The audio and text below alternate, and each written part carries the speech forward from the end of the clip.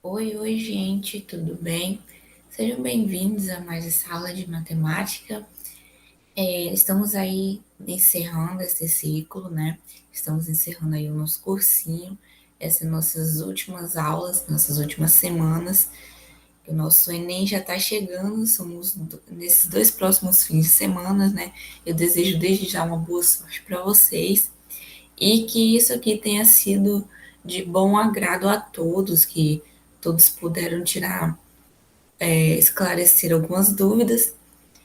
E aqui a gente vai introduzir de uma forma muito rápida um pouquinho sobre a geometria espacial. Nós já vimos a geometria plana e nessa aula, exclusivamente nessa aula, nós vamos ver um pouquinho sobre o que é a geometria espacial, algumas fórmulas aí dos seus corpos principais, né? Que é o cubo, a pirâmide, enfim. Nas próximas aulas, não vamos falar do assunto de geometria, e sim do assunto de moda média e mediana, para que vocês não tenham aí uma deficiência nessa parte, né, de não terem visto isso e cai bastante no Enem. Então, eu recomendo a vocês assistirem essa aula se com certeza haverá dúvidas, porque é um assunto muito extenso que não é para ser tratado apenas em uma aula, porém aqui a gente só vai ser mais uma apresentação mesmo, tá? Que vocês pesquisem então um pouquinho mais sobre todos os assuntos que foram aqui passados. Se não der, se esse aqui for muito difícil para vocês, dá uma revisãozinha aí depois e boa sorte para vocês no Enem, tá? Então, o que seria a geometria espacial, né? A geometria espacial é a análise dos sólidos no espaço, ou seja, é a geometria para objetos tridimensionais, diferente da geometria plana, que é um estudo de figuras bidimensionais. Assim, ela sugere com base nos conceitos primitivos, sendo eles ponto, reta, plano e espaço. A gente viu anteriormente, né, nas aulas de geometria plana, o que era um ponto, reta, plano. Então aqui a gente vai usar todo esse conjunto para a gente poder formar aí o nosso objeto, né? Com base nos elementos primitivos, desenvolve-se os sólidos geométricos, sendo assim os principais os poliedros, paralelepípedo, cubo e os demais prismas, além dos conhecidos como sólidos de Platão e os corpos redondos, cone, cilindro e esfera. Além do reconhecimento desses sólidos, é importante compreender que os cálculos de volume e da área total possuem fórmulas específicas para cada um dos tipos. Bom, pessoal, aqui então a gente vê que, diferente da geometria plana, na espacial, cada tipo de objeto, cada um deles tem uma fórmula diferente, né? Diferente da nossa geometria plana, que às vezes algumas das fórmulas elas serviam também de um objeto, elas serviam para outro, né? Dependendo da figura, a gente poderia reutilizar aí algumas fórmulas, já que todos os corpos são diferentes, então todas as suas fórmulas também são diferentes, tá? Seja de área, volume, independente, são todas diferentes. Conceitos de geometria espacial. É importante compreendermos que os elementos primitivos ponto, reta, plano e espaço são a base da geometria e que eles não possuem uma definição. Ainda assim, todos conseguimos ter, de uma forma intuitiva, a noção básica do que cada um desses elementos e a posição relativa entre eles. Lembrando que, na geometria espacial, estamos trabalhando com três dimensões, sendo elas largura, altura e comprimento, ou em outros momentos, largura, profundidade e comprimento.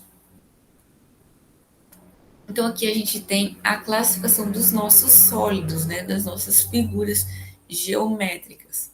Nós temos aqui os poliedros, que são sólidos fechados que possuem faces poligonais compostos por vértices, arestas, faces que são eles: os prismas, as pirâmides e os sólidos de Platão, tetraedro, cubo, dodecaedro icosaedro, cubo e dodecaedro. Os elementos de um poliedro são arestas, as faces e os vértices. Então, aqui abaixo nós temos as figuras geométricas, né? Essas três. Nós temos a pirâmide de base pentagonal, ou seja, ela tem 5 lados. O nosso cubo, que a gente vê que o cubo ele é formado por vários quadrados, né? Então aí já fica um conceito do cubo. E o nosso prisma de base pentagonal também tem 5 lados, tá? E aqui a gente vê um pouco sobre o que é aresta, vértice e face. Aresta é o segmento de reta que liga dois vértices de um poliedro. Então a gente vê aqui que é essa linha, né? Nessa semi-reta aqui. O vértice é o encontro de uma ou mais arestas, denotado por ponto A, B, C, D, E, enfim. Neste caso, nós temos aqui até a letra H, que é o nosso cubo. Então, esses pontinhos aqui onde se encontram uma, duas ou mais arestas, ela é denominada vértice. E a face de um poliedro, ela é todo esse lado aí da nossa figura, ou seja, todo esse pedaço aqui é a nossa face. Então, nós temos uma, duas, três, várias faces, né? Nós temos aqui no cubo, nós temos 6 faces, certo? Então, aresta é o segmento de reta ligada entre os vértices. Vértice é onde se encontra a união de duas ou mais arestas. E a face é todo aquele lado ali da nossa figura, tá? E aqui nós temos a nossa relação de Euler, que sobre os poliedros, o matemático Euler percebeu uma relação entre os números e vértices, faces e arestas, conhecidas como relação de Euler, dada pela expressão vértice menos arestas mais face igual a 2. Logo, é possível descobrir, com base na equação, a quantidade de arestas que um sólido possui pelo número de faces e vértices. Ou seja, pessoal, se a gente tiver aí uma questão que deu aí os nossos vértices e as nossas arestas, mas não deu a nossa face, ou independentemente da, do que ela deu ou não, com as informações que a nossa questão nos dá, a gente pode jogar aqui dentro dessa formulazinha e resolver toda ela, que a gente vai ter o que a gente realmente precisa, seja os vértices, as faces ou as arestas, tá? O que tiver faltando, a gente encontra através dessa relação de Euler.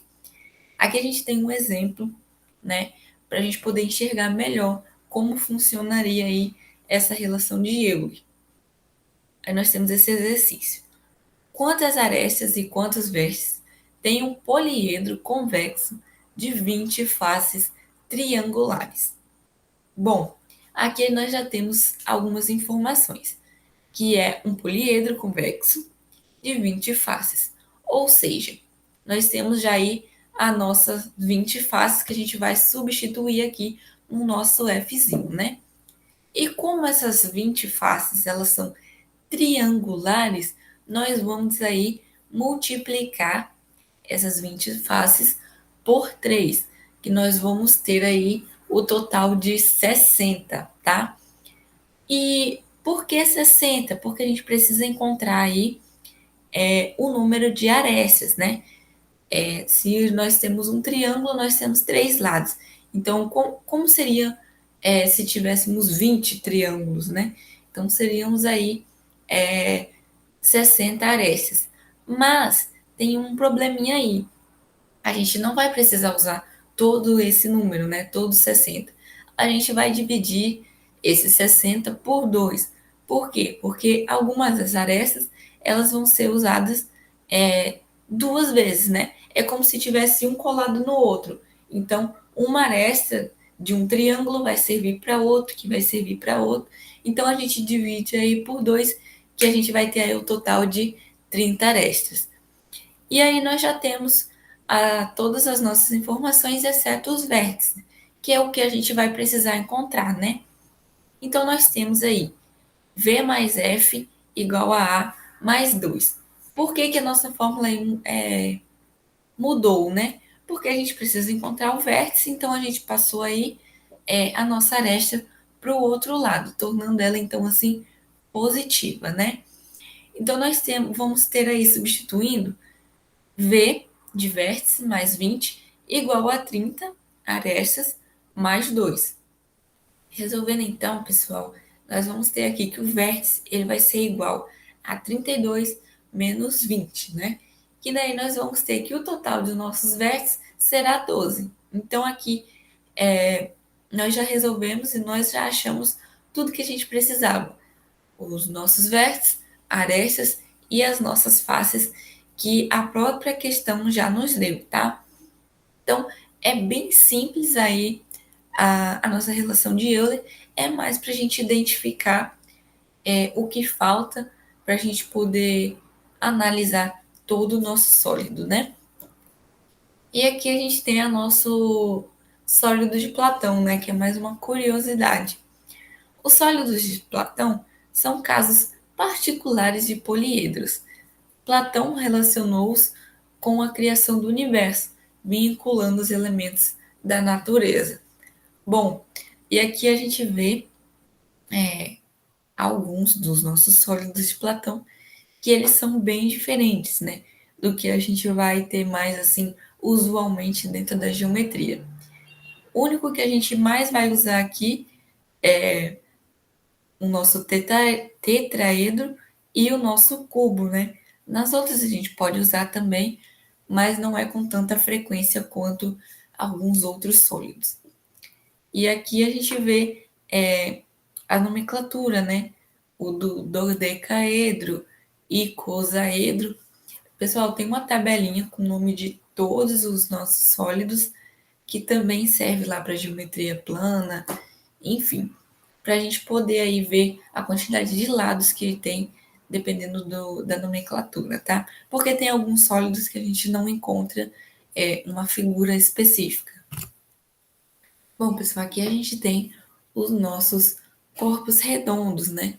Conhecidos também como sólido de revolução, que são sólidos que possuem base um círculo, no caso o cone, e um cilindro, ou que são construídos sobre a rotação de um círculo. Então a gente vê aqui o círculo, né? Nesses dois casos aqui, e a rotação entre eles, do cilindro, né? Então a gente tem um círculo e aqui em volta uma rotação, né? E nós temos a nossa esfera, que a gente pode aí dizer que seria uma bola, como um exemplo de um objeto assim que a gente já conhece. O cone a gente pode chamar daquele chapeuzinho de aniversário, cilindro como se fosse uma lata de leite em pó, ou enfim, só para vocês enxergarem melhor do que seriam aí cada um deles.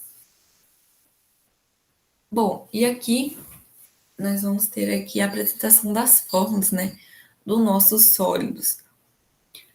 As principais fórmulas da geometria espacial são para os cálculos de área total e o de volume de cada um dos sólidos. Cada fórmula depende do sólido. Então aqui a gente vê o nosso cubo de aresta A. Nosso volume vai ser A elevado ao cubo. E a nossa área total vai ser 6 vezes A ao quadrado, que seria aí o número de lados, né? O número de faces, 6 faces com aresta ao quadrado. Será a nossa área total. Bom, pessoal, e aqui a gente vê o nosso paralelepípedo, né? Com as dimensões aí A, B e C. E para a gente achar o, o nosso volume, nós vamos multiplicar o número que aparecerá aí das nossas arestas. Nós vamos ter aí a aresta A, B e a C. E apenas multiplicamos ela e que a gente vai ter aí o nosso volume. Ao contrário da nossa área total, né, do nosso paralelepípedo, que será 2 vezes AB, mais 2 vezes AC, mais 2 vezes BC. Essas letrinhas, esse A, B e C, será aí as nossas arestas, tá? O volume e a área total do prisma e da pirâmide depende do polígono que está à base de cada um dos sólidos. Por isso usamos AB, área da base, e aí área da lateral, tá? E aqui nós temos o nosso prisma. Note que a base do prisma pode ser diferente de um caso para outro. Logo, o volume depende diretamente da área da base. Então, nós temos aí o volume, né? A área da base vezes a altura. Isso para os dois, tá? Tanto no nosso prisma de base triangular, tanto para o nosso prisma de base hexagonal. Nós temos aí a sua área total, né? Que é 2 vezes a base mais a sua área lateral, que é essa parte aqui. Beleza? Pessoal, como eu disse, vai ser mais uma apresentação aí do que são as figuras e as suas fórmulas, que a gente não vai nos aprofundar muito nesse assunto. Eu aconselho vocês a pesquisarem um pouco mais, por conta que essa semana está bem corrida, por conta do feriado e tal, e vai ser uma semana diferente. Então, eu aconselho vocês a pesquisarem um pouquinho mais, porque apenas essa aula, tá? Nós vamos resolver aí os exercícios, mas teremos outros assuntos, tá? Nossa pirâmide, assim como os prismas, a base da pirâmide pode ser diferente. Logo, o volume depende diretamente da base.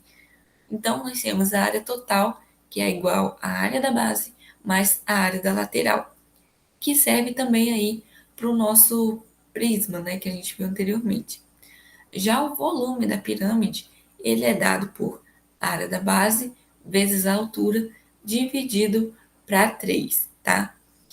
E aqui nós temos duas figuras, que é a pirâmide de base quadrada e a pentagonal, tá? Com quatro lados e também com 5 lados, respectivamente, nessa ordem. E aqui nós vamos para os nossos corpos redondos, o cilindro, o cone e a nossa esfera. Então, a gente tem aí um cilindro de raio R e altura H. Substituindo isso na fórmula, nós vamos ter que o nosso volume ele é igual a π vezes o raio ao quadrado vezes a sua altura. E a sua área total, nós vamos ter aí 2 vezes o π vezes raio mais altura, tá? Essa é a sua área total aí do cilindro. Já o cone, o seu volume, ele vai ser o quê? Π vezes raio ao quadrado vezes altura dividido para 3. E a sua área total vai ser π vezes r, que é o nosso raio, vezes g mais r. Bom, e aqui nós vemos a nossa esfera com raio r também, né? Então, nós vamos ter aí que a nossa esfera, a sua área total é 4 vezes π vezes raio ao quadrado. E o nosso volume da esfera vai ser 4 terços vezes π vezes raio ao cubo, tá? Bom, pessoal, aqui parece que o nosso raio, ele não tá aqui, né?